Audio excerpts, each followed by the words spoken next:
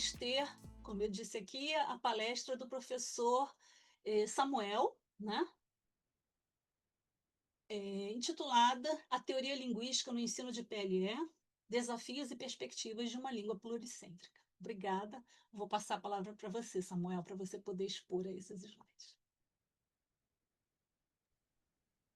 Muito obrigado, Márcia. Já posso compartilhar o meu material? Vou tentar. Perfeito. Eu preparei aqui alguns slides, mas antes de começar o primeiro, quero agradecer muitíssimo o convite da professora doutora Márcia Machado Vieira, para fazer parte desse programa, desse projeto.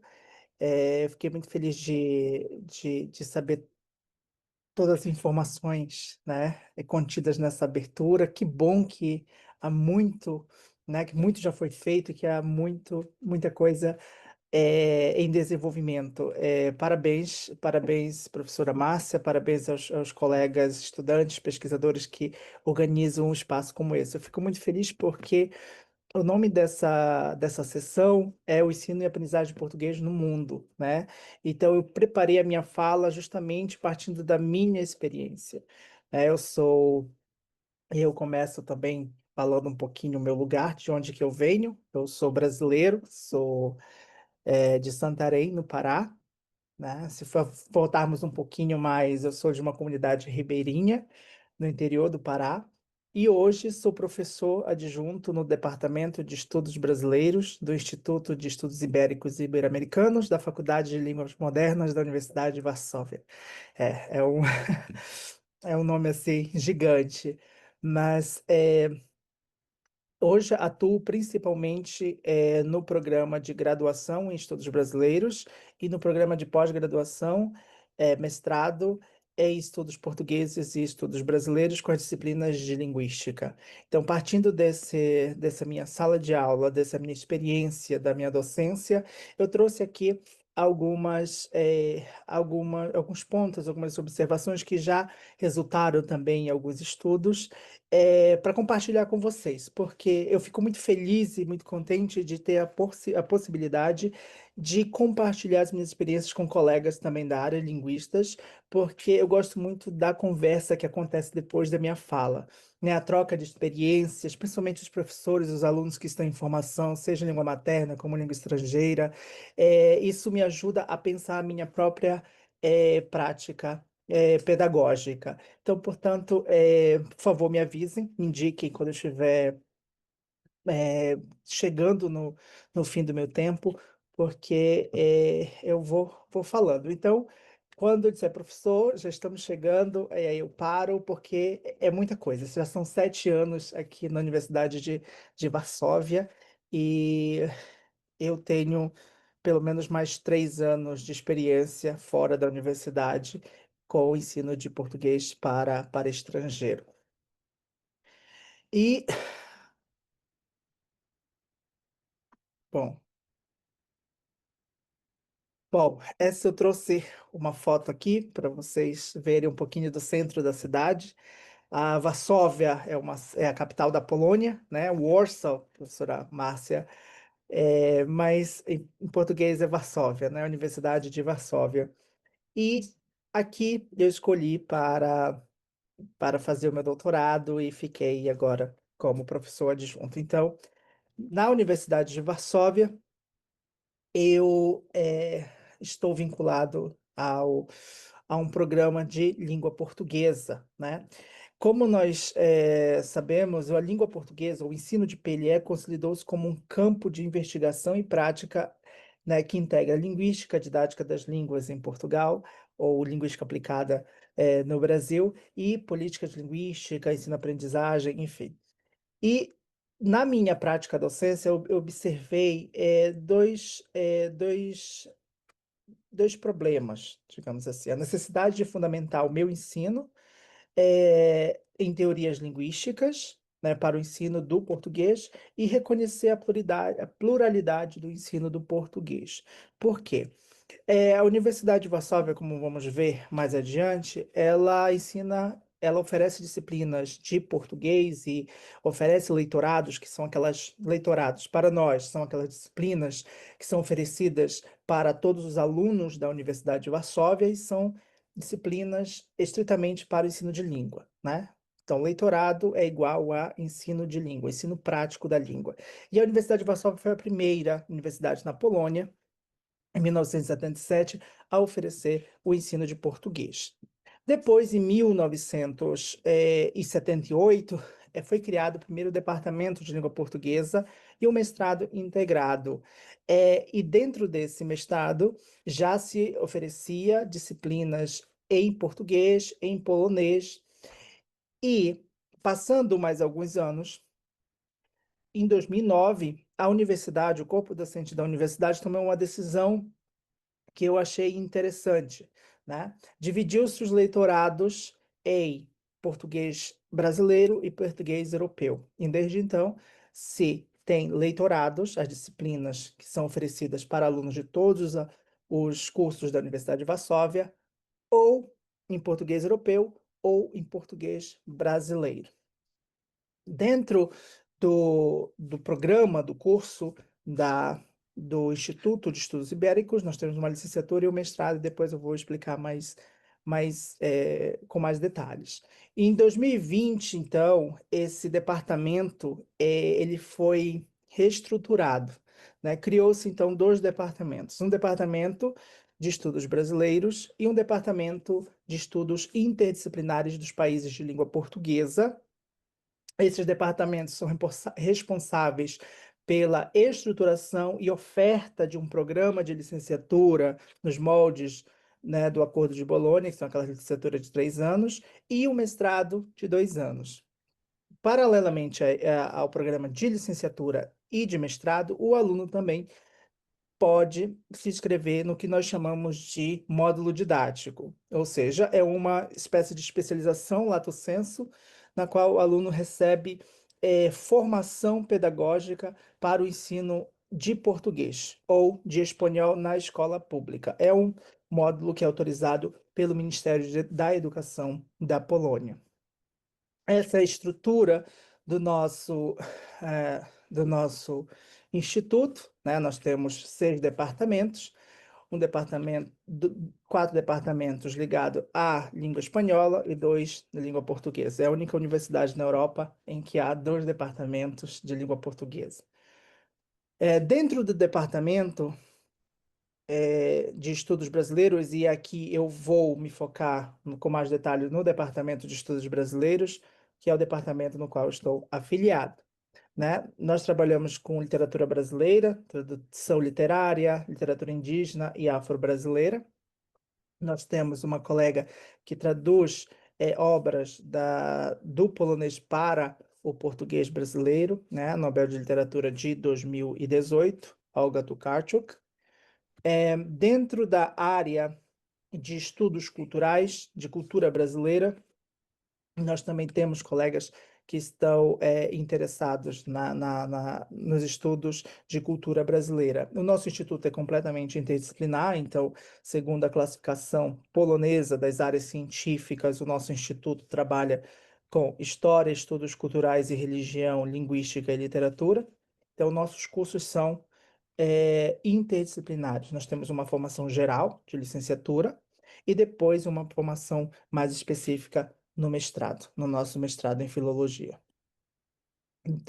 Na área de história, os nossos temas de atuação, né, os interesses do departamento e os temas que os colegas trabalham, entre outros, estão a história da imigração polonesa para o Brasil, relações políticas entre o Brasil e outros países da América Latina, presença dos descendentes poloneses no Brasil. Eu, como professor de linguística, estou ocupado do ensino da língua portuguesa na variedade brasileira e método didático no ensino de português e os temas de linguística. Portanto, eu me ocupo das disciplinas no programa. Além disso, nós temos uma cátedra Camões, dentro do Departamento de Estudos Interdisciplinares dos Países de Língua Portuguesa. A cátedra recebe o nome Paulina Chiziane, foi inaugurada ano passado, eh, e é uma cátedra para o desenvolvimento dos estudos de literatura e é financiada pelo Estado português. Além disso, os nossos alunos, eles têm um grupo de teatro, é coordenado por um colega do Departamento de Estudos Interdisciplinares, e é um grupo de teatro que já tem mais de 20 anos, então os alunos durante o ano letivo pelo menos têm 2 apresentações, uma em junho e outra em dezembro. Isso é uma outra atividade muito interessante, oferecida e que os nossos alunos, gostam muito de participar. E as disciplinas de teatro estão dentro também do programa de licenciatura e são disciplinas optativas para o mestrado. Dos nossos cursos, né, falando do português no mundo, os nossos cursos, como eu já disse, é uma licenciatura de 3 anos, um mestrado de 2 anos. O aluno escolhe a sua área científica, especialização no primeiro ano, né? Dentro das disciplinas ligadas aos estudos da linguagem, nós temos escrita acadêmica em português, linguística, gramática descritiva do português brasileiro, introdução às línguas e culturas indígenas brasileiras, política linguística no mundo lusófono. As disciplinas de linguística, tanto na licenciatura como no mestrado, nós temos disciplinas específicas para nossos alunos de licenciatura, como disciplinas que recebem alunos dos 2 departamentos, dos 2 cursos, ou o que nós chamamos aqui das 2 especializações. Por exemplo, a disciplina de Política Linguística no Mundo Lusófono, ela recebe tanto alunos dos estudos brasileiros como alunos dos estudos portugueses. E aqui nós temos alunos com nível de proficiência B1, B2, C1, porque muitos dos nossos alunos vão fazer Erasmus, né, por meio do programa Erasmus+,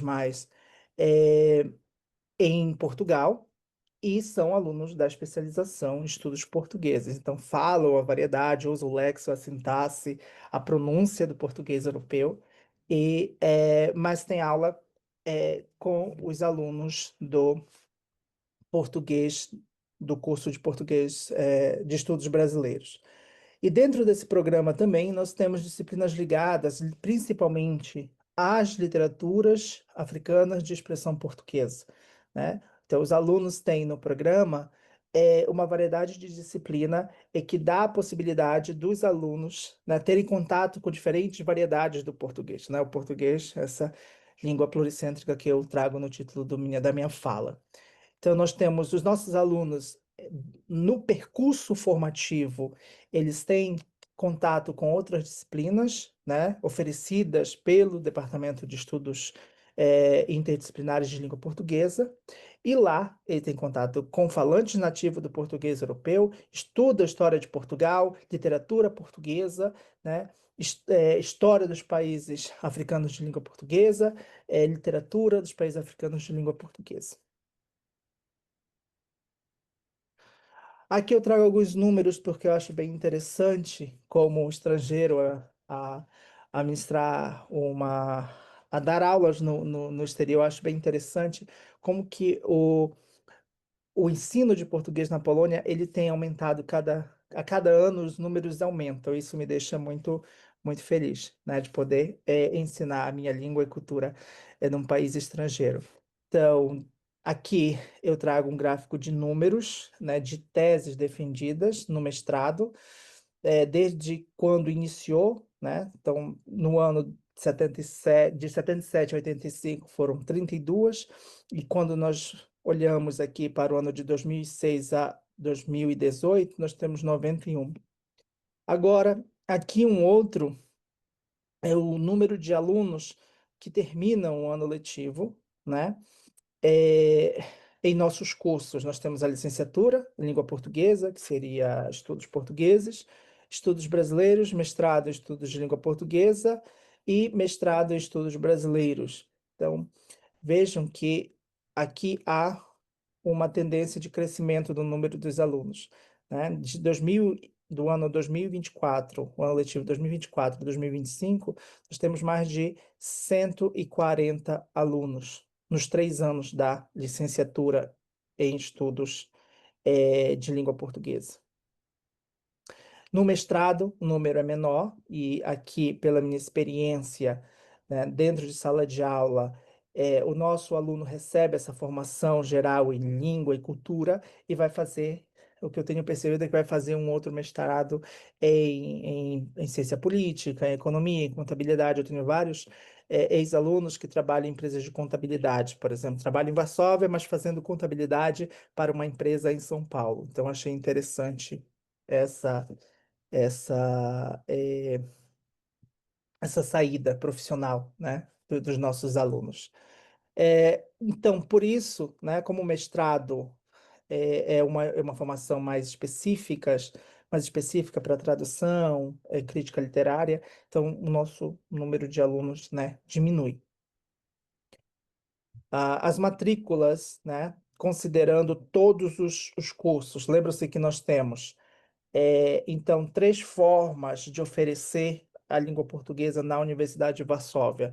Nós temos o curso de licenciatura de 3 anos, temos o mestrado de 2 anos e temos os cursos de leitorados para para o mestrado em estudos espanhóis e para o leitorado, né? Este ano, nós, por exemplo, temos 5 grupos de leitorado em língua portuguesa, né? 3 de português europeu e 2 de português brasileiro. E cada grupo tem 20 alunos.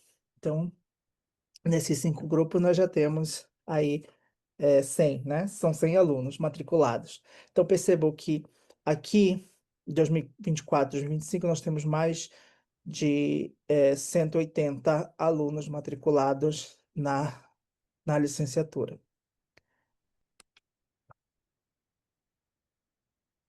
Bom, dentro do nosso programa, nós também fazemos divulgação científica e organizamos alguns eventos. E um dos eventos que nós organizamos dentro dos estudos da linguagem é o Seminário de Jovens Investigadores, o SEGIM, que já está na sua quinta edição e é um seminário interno para a divulgação e partilha, né, dos interesses das pesquisas que os alunos desenvolvem no terceiro ano da licenciatura, durante o mestrado. Este ano nós tivemos uma conferência plenária da professora doutora Jussara Abraçado, que esteve conosco, e sempre que possível gostamos muito de receber os colegas aqui em Varsóvia. E fica o convite para quem nos assistir ou está aqui. E não só a nossa formação, não só a nossa divulgação ela é feita apenas pelo seminário, com o seminário, mas também é através de publicações. O nosso instituto tem uma editora, parceiro de uma editora, que publica livros em português, e nós já temos 2 livros publicados, editados por essa editora. Primeiro é o resultado de 3 anos de um projeto também, que se chama Vozes nas Margens, com os nossos estudantes, que resultou nesta publicação, e uma segunda publicação, que é em comemoração aos 40 anos de ensino de língua portuguesa na universidade, com os colegas eh, né, dos 2 departamentos. E por último, né, saiu recentemente, nós temos, e eu peço licença aqui para fazer a divulgação, professora Márcia, que é a obra Academic Writing in Additional Languages, que eu tenho a felicidade de editar com o colega Martin Testa e a professora Ana Alexandra Silva, Maria João Malo, colaboraram, que me deixou muito feliz, porque é uma obra que congrega, que reúne textos de professores, suas experiências em sala de aula, ensino, escrita acadêmica, para alunos aprendizes de português. Não só de português, na verdade, porque nós temos experiências com inglês, com italiano, e com o espanhol, se eu não estou enganado. Bom, um outro veículo de divulgação científica ou de divulgação da produção em língua portuguesa dos nossos alunos é a revista Ponto e Signo, né? Uma revista estudantil onde os alunos publicam seus textos produzidos em sala de aula. Esta imagem que vocês têm na apresentação foi uma edição coordenada por mim dentro de uma disciplina optativa e tivemos uma edição cujo tema era fantasia, né? Então, os alunos eh, escreveram um texto relacionado às lendas e aos mitos eh, lusófonos. Então, aqui você pode ver que há, né, texto ligado ao lendário brasileiro, como a música entrelaçada com o folclore, Saci e Ariboto, e, por exemplo, mitos e lendas da cultura portuguesa, na Trilha das Lendas também, ou seja, textos do lendário, da cultura polonesa. Então é muito interessante, quem quiser e tiver interesse, é muito interessante essa edição. E a teoria linguística no ensino de PLE? Agora falando um pouquinho da experiência da sala de aula, né? Eu trabalho com a disciplina de de linguística, e dentro da linguística eu trabalho com os temas ligados à produção textual, linguística textual, retextualização, referenciação e narração. Então, eu trago aqui algumas experiências didáticas que eu tenho em sala de aula e procuro descrever um pouco, né, de como é que se dá esse ensino, porque ao mesmo tempo aqui nós temos dois processos, que é o processo de você ensinar, né, a teoria linguística, ao mesmo tempo a língua portuguesa. Então é um processo muito interessante, diferente daquele dos leitorados, porque temos que entregar um programa, né? E então, desses textos, a primeira atividade que eu trago para vocês foi foi para uma aula nós estávamos estudando modalidade da língua, oralidade e fala, né? Tivemos uma aula organizada dentro das teorias ligadas à linguística interacional, né? Lemos textos, por exemplo, aquele livro Fala, escrita de Luiz Antônio Marcucci, publicado em 2001, mas com outras edições. E para falar da retextualização, ou seja, da passagem da modalidade da fala para a escrita, eu apresentei este texto para eles. Aqui nós temos uma transcrição, é uma conversa eh, que eu gravei em um outro momento. Uma senhora me dá um, eh, uma receita de como fazer arroz de pato, né? E aqui eu pedi que os alunos passassem, né, esse texto para o português padrão, considerando a variedade do português europeu, né? E aqui a dificuldade, o desafio maior foi para os alunos foi o léxico. Nós temos alunos, como eu já disse, aqui com, com nível de português B1, B2, mas desconheciam, né, o léxico do português europeu. Então, foi muito interessante esse exercício de ampliação, né, lexical para os alunos e também sinônimos, né, trabalhar com a sinonímia em sala de aula. Um outro texto que nós trabalhamos com a retextualização da modalidade da fala para a escrita, nós trabalhamos com esse trecho de uma interação conversacional. Eu trabalho com texto oral, gosto muito de trabalhar com texto oral, dá um trabalho muito grande, mas o texto oral nos dá possibilidades muito interessantes para trabalhar a produção escrita. Então, aqui eu pedi que os alunos também fizessem uma retextualização, né? retirando todas as marcas de oralidade, né, pausas, truncamentos, e passando para o português padrão. Então, aqui eu trouxe duas atividades.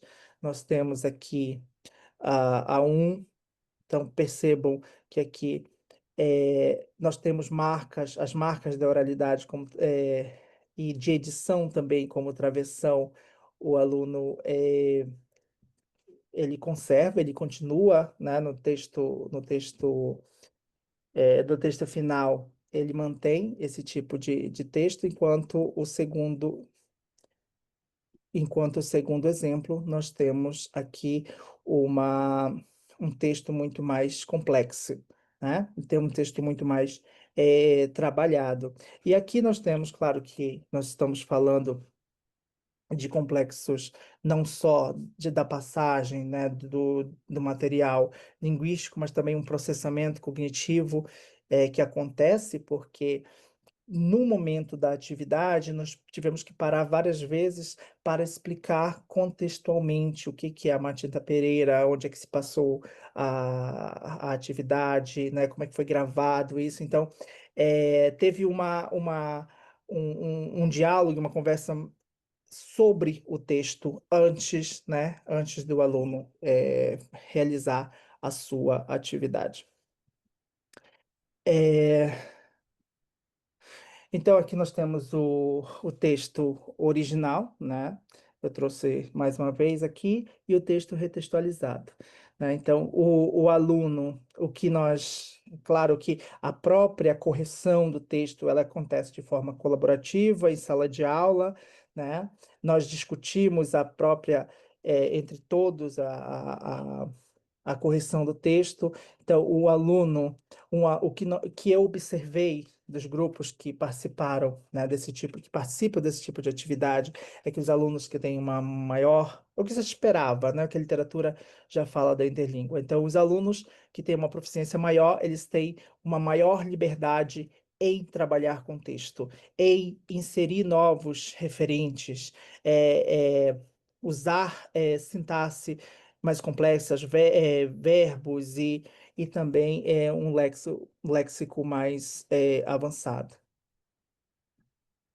Outra atividade, trabalhando ainda com a retextualização, que eu gosto muito de fazer e tem resultados muito positivos na produção textual, é trabalhar com canções na sala de aula. E uma das atividades, depois de trabalhar ainda com os conceitos de referenciação, o que que é referenciação, introdução referencial, anáforas, os tipos de anáfora, né? Porque dentro do programa tem um tema relacionado à linguística textual. Eu trabalhei com a canção, e trabalhamos com a canção Genie e Zeppelin, de Chico Buarque. E foi muito interessante trabalhar com esse grupo. Esse grupo era composto de alunos. Sim, esse grupo era composto por alunos de estudos brasileiros e estudos portugueses, e aqui foi muito interessante. Eu trago para vocês dois textos retextualizados, né? E aqui, em vez de trabalharmos com a modalidade fala escrita, trabalhamos com a retextualização entre gêneros, né? Então, tínhamos o original, uma canção, e o aluno deveria escrever uma notícia. Trabalhamos conceito do que é a notícia, estrutura da notícia, a função social da notícia. Então, são aulas que levam pelo menos 2, 3 encontros para que nós tenhamos, desde da introdução do tema, a explicação teórica da teoria linguística, né, dos gêneros do discurso, né, da referenciação, progressão textual, recategorização, etc., até chegar num produto final. Então, não é só apenas chegar já, essa é uma notícia, faça uma notícia. Então, o aluno tem consciência teórica do que ele vai fazer e discutimos como é que se aplica essa teoria linguística, porque faz parte do processo formativo dele, né? E isso tudo feito em língua portuguesa, o que é mais interessante. E aqui É muito interessante.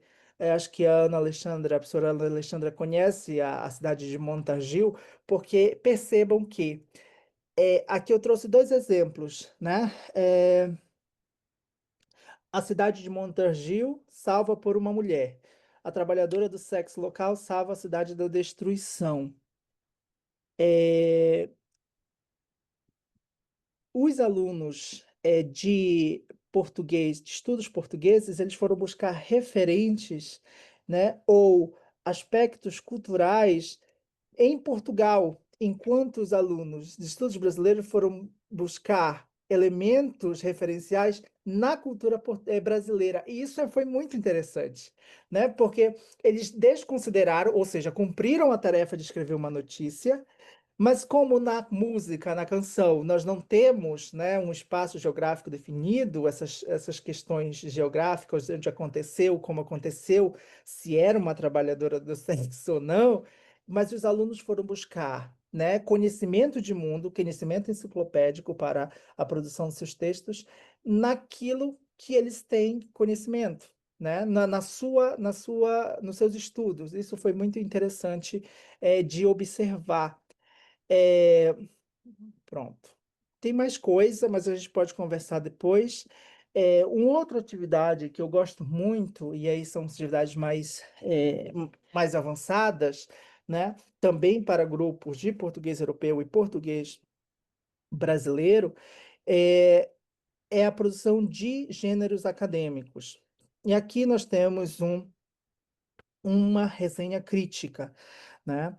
E essa resenha crítica à atividade também foi destinada a alunos de nível B2, C1, e a ideia era que o aluno fizesse uma resenha crítica. Então, também tivemos duas aulas, cada uma de 1 hora e meia, explicando, fazendo atividades, o que é a resenha crítica, a estrutura da resenha crítica, né?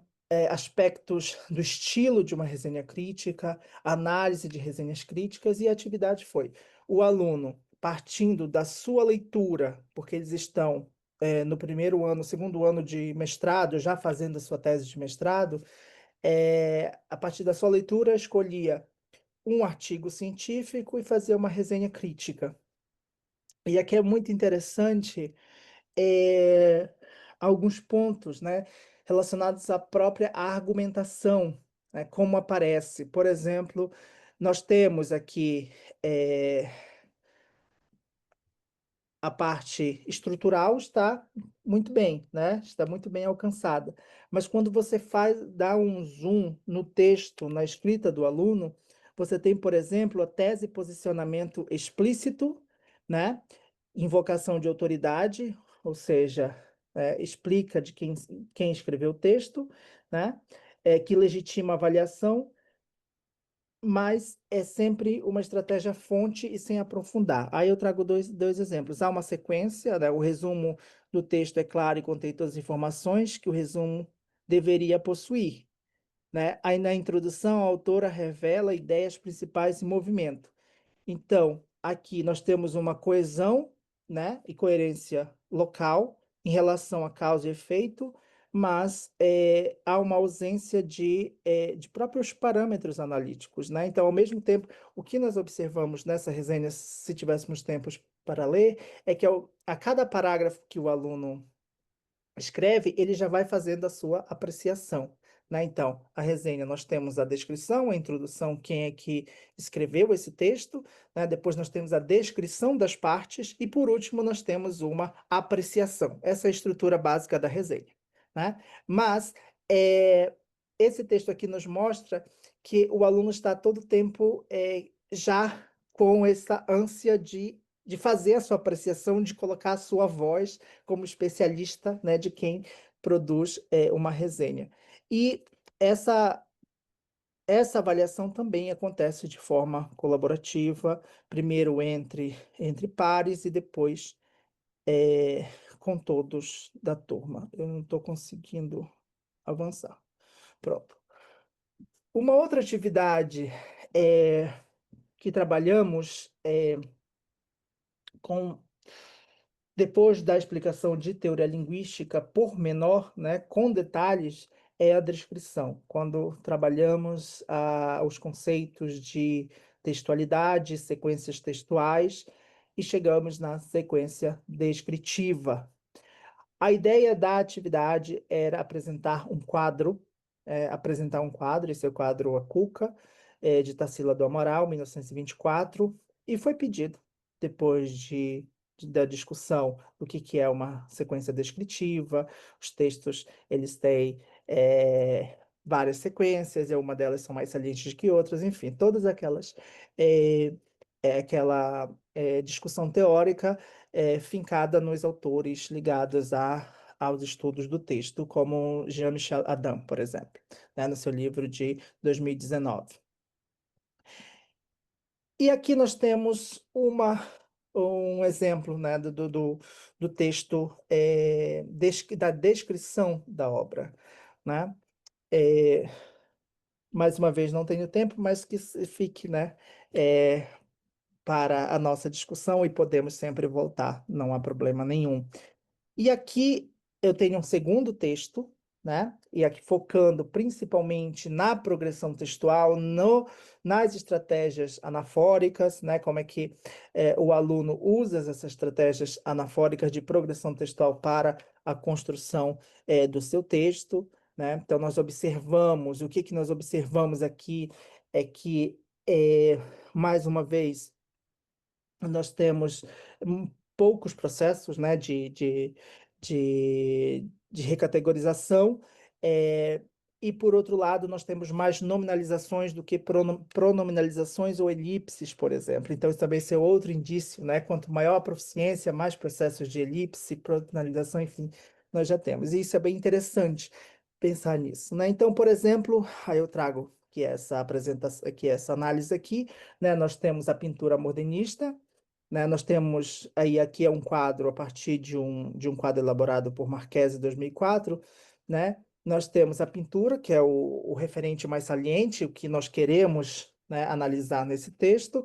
Nós temos a declinação, que é a pintura, depois a definição, a pintura é modernista, desperta bons sentimentos, e depois tem a expansão, que aí acontece as recategorizações, né? Então, individuação, né? Pintura de 1924, considerada um prenúncio da antropologia, feita em óleo sobre a tela, se refere ao movimento modernista, pintado em cores vivas e alegres.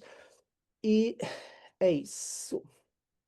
Bom, é, eu não vou me alongar aos desafios linguísticos gramaticais, mas dentro dos textos para o aluno de polonês, para o falante de polonês como língua materna, o que eu tenho observado é, por exemplo, a omissão dos artigos, oscilação do uso dos artigos, porque não há no polonês o artigo, né? O uso das preposições é um desafio muito, muito grande para os alunos. Eh, e a regência verbal, as questões de flexão, né? De gênero, de número, as concordâncias de gênero e de número, ah, e chegando às minhas considerações, porque eu acho que eu já avancei demais no tempo, descrever e analisar esses fenômenos recorrentes na interlíngua de aprendizes de polonês e português brasileiro, com base em um corpus autêntico de trechos produzidos de um curso de graduação em Varsóvia. Para mim tem sido muito interessante, porque eu, ao mesmo tempo que eu ensino, eu consigo observar, né, a aquisição, como é que se dá a aquisição do português pelos meus alunos. E eu consigo pensar na própria do próprio tipo de atividade, né, que funciona e que não funciona, e pensar também nas abordagens de como ensinar, né, esses temas, né, teóricos que não estão em língua materna, mas numa língua estrangeira, né? Então, orientar a prática nesse sentido, né, orientar a prática docente sugere que o trabalho em sala de aula deve combinar sensibilização metalinguística e prática intensiva de uso, de forma a promover a consolidação de categorias, né, gramaticais como artigos, contrações verbais, concordância, etc. E os dados que eu trouxe aqui para vocês, ou as atividades, reforçam a importância de considerar não apenas a frequência de erros, mas também o processo de aprendizagem dos alunos e o seu valor como indicador de desenvolvimento linguístico, evitando abordagens exclusivamente prescritivas que reduzam a aprendizagem com mera correção de desvios. E claro que tem várias implicações, né, didáticas, porque cada grupo é um grupo diferente, né, no sentido eu tenho alunos com proficiências diferentes, nos grupos de leitorado, são alunos de diferentes cursos, enquanto nos grupos do nosso programa nós temos alunos de letras linguísticas, então que tem aí 4 dias de muita aula prática e leitura em português. A refle a a reflexão sobre norma e variação precisa fazer parte da formação docente, então isso aqui já é para aqueles que estão se formando e querem entrar nessa área, para que o professor possa transmitir aos alunos uma visão equilibrada do português, né, como língua policêntrica, valorizando sua diversidade, mas também preparando-os para contextos em que a variedade formal é exigida.